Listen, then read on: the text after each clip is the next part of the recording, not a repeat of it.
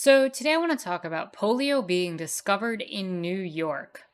So, in addition to the ongoing COVID pandemic and the rise of monkeypox, the state of New York is now experiencing cases of polio. Yes, polio, a disease that was considered to be all but eliminated in the First World due to a successful vaccination campaign in the 1950s and 60s.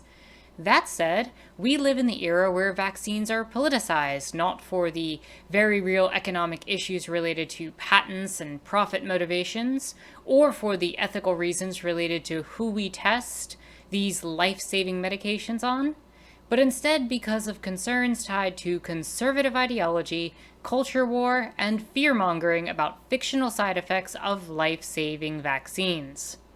The result of this is polio returning, a disease that, I will remind you, has historically devastated the lives of young children and is now returning in several places across the globe, including New York. Given that polio has been all but eliminated in the First World, and therefore most people may not be familiar with the full extent, history, and scope of the true vileness of this plague that was polio, I want to just go over some of the details about the virus to make sure we all understand just how devastating polio truly is. Now, polio primarily affects children under the age of 5 and invades the nervous system of individuals. When symptoms do occur, it manifests in the best of cases as severe flu-like symptoms. However, in the worst cases, it causes paralysis, usually starting with the legs. At one time, polio had left approximately 35,000 people paralyzed per year. Many children ended up in iron lungs to help them breathe. And further, the effects can be lifelong, and even without immediate paralysis, long-term effects could persist, much like we're seeing with some people getting long COVID, where some symptoms can actually take up to 15 to 40 years to begin to manifest, and include things like muscle and joint pain, atrophy of muscles, breathing issues, and sleep disorders. These are all fairly common symptoms of post-polio syndrome. So when Dr. Jonas Salk invented the polio vaccine, he was part of a large communal effort that laid the framework for trying to eradicate and ultimately eliminating this disease in the First World. This disease that had killed many children and left many more with permanent lifelong injuries. It made it so that this disease was no longer as threatening. There were massive campaigns supporting the vaccine and discussing their importance. Something else worth noting is that unlike the COVID vaccine, he didn't patent his vaccine. There was no financial incentive for him to, peddle anything to people. It was purely because he wanted to do good for humanity and help children. He wanted it cheap and affordable for everyone so that we could make sure that people didn't needlessly suffer. And perhaps we could learn from this very ethical position that Dr. Salk had taken. And there's a famous quote by him that where he asks, "Could you patent the sun?"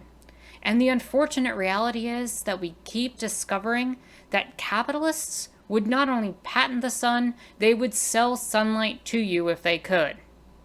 But with all of that said, and with all of that preliminary information out of the way, let's talk a little bit about what's going on in New York. So we have here that in New York, the first sign of trouble surfaced when a young man in Rockland County sought medical treatment for weakness and paralysis in June. By the time tests confirmed he had polio, nearly a month had passed. Because the majority of polio infections cause no symptoms, by the time there's a case of paralysis, between 100 and 1,000 infections may have occurred. You're already chasing your tail if you're going to wait for a case to show up. Only after the case was identified did New York health officials start to do what has happened in London and the United Kingdom, where they've been testing water samples. So New York has started testing water samples from Rockland County and beyond and the immediate areas around to help determine if the virus is spreading elsewhere. Like many parts of the US, New York already had the ability to collect sewage and analyze it in order to track the spread of COVID 19. And health officials say that they're now testing stored samples for signs of polio. Now, the high US vaccination rate, topping 90%, makes the risk of such a disease much lower. However, there are pockets in the US population in which rates are far lower. Rockland County, a suburban area northwest of New York City, is one such place and was also the location where the measles outbreak had happened between 2018 and 2019. And so, when we look into more information about this particular strain, the findings come shortly after the CDC detected the polio in Rockland County, where it's now up to date, finding it in 3 different sewage samples in Rockland County itself. The disease apparently was present since June, as we talked about, and there are 4 additional sample strains that were found in Orange County right nearby, which is concerning because that means there's potentially community spreading going on. And in addition, these are genetically linked to similar wastewater specimens found in both Jerusalem and London. The agency did clarify that that does not necessarily mean that the person who contracted the disease had traveled to either of those locations. Just because it is from a similar a wastewater specimen, or genetically linked in a similar way, rather, does not mean that the person had traveled to those locations. Any number of other factors could have happened. So, as it turns out with all of this case of polio was found in this person infected, a couple of months ago. And given the relative eradication of the disease, there really was little economic or other reasons to keep checking the wastewater systems in New York all the time. Given that there was no cases, there's no reason to actually actively look for it until now. But now that we have found this particular case, and the fact that we are able to identify it, and because New York already has the infrastructure in place, New York is going to be able to monitor the polio strains and be able to watch it spread and be able to observe, at the very least, how things are going. And that is a positive sign. The downside is, of course, as I stated before, since we have 1 case of paralysis, that means there's probably thousands of cases out there. And again, some cases are showing to spread throughout this region. And the biggest concern with all of this is that it might reach New York City. And that's a big issue for a lot of different reasons.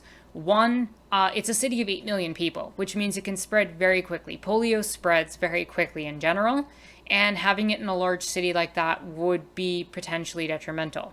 However, there's also huge pockets, and you can see from the lightest blue color in this map on screen that there are some neighborhoods in New York City that have vaccination rates in children between 6 months and 5 years of age, as low as 56% of the population within that age group being vaccinated. And so these little pockets within New York City could actually create a dangerous scenario where there's a lot of space for children to potentially get infected and spread the disease. And that's a really scary reality that might lead to many children ending up either dead or paralyzed in these areas. Not to mention the fact that New York City is a major hub of trade in the global economy, and therefore it might spread to other locations. And so there's a lot of real concerns that need to be looked at in all of this, and we need to continue monitoring everything. I also do want to mention that I think it's worth investigating further into how these rates have changed since the COVID pandemic started. Now, I don't have any concrete data talking about this. However, I think it would be a worthwhile investment to see how much the change in understandings of vaccines have occurred due to the way that COVID was politicized. Given that this pandemic for COVID is currently over 2 years old, that means that there are now children who were born at the very beginning of the pandemic and are now 2 years of age, ripe for where they should be vaccinated. And I wonder how many parents in these areas have opted to not vaccinate their kids because of the politicized nature of the way COVID was handled. Could there be some sort of anti-vax thing moving from one virus to another? And again, it's speculation to be pointing that out, but I think it's something that warrants further research and more data should be examined on. And if I had to put a follow-up to anybody out there and you can find that data, do let me know in the comments below, because that would be really useful to look at for future analysis of said topic. Now, the only solution here really to all of this is to increase the vaccination rates in children in these locations where polio is starting to resurface, especially in New York. The fact remains that children are the most vulnerable populations, and we have to make sure that polio remains eliminated in the United States.